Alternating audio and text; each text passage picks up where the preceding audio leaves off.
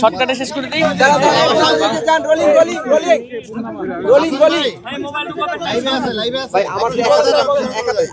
শুরু করি। বাংলাদেশের জনগণ 5ই আগস্টেই শেখ হাসিনার যে অন্যায় অত্যাচারের যে শাস্তি আছে সেটি 5ই আগস্টেই প্রকাশ করে দিয়েছে।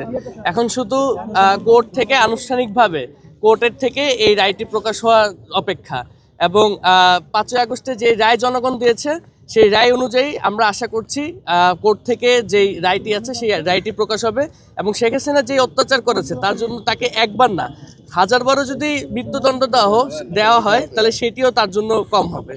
তাই সকল শহীদ পরিবার, আহতরা এবং গত 17 বছর শেখ হাসিনা যাদের উপর অত্যাচার করেছে তাদের সকলেরই একটি মাত্র আশা, সেটি হলো শেখ হাসিনার মৃত্যুদণ্ড রায় আসবে আজকে, এবং শেখ হাসিনা যত দ্রুত সম্ভব তাকে দেশে এনে দেশের মাটিতে তার এই রায়টি কার্যকর করা হবে। আপনাদের প্রত্যাশা পূরণ না হলে, যে ধরনের প্রত্যাশা করছেন আপনারা, তার সর্বোচ্চ শাস্তি হবে মৃত্যুদণ্ড, যদি সেটা না হয়, আপনাদের প্রত্যাশা পূরণ না হয়, তখন আপনাদের এই প্রত্যাশা পূরণ না হওয়ার কোনো প্রশ্নই আসে না।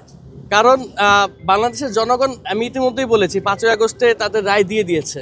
তো যতই ষড়যন্ত্র হোক না কেন, এই প্রত্যাশা পূরণ না হওয়ার কোনো প্রশ্নই এই বাংলাদেশের মাটিতে আসে না।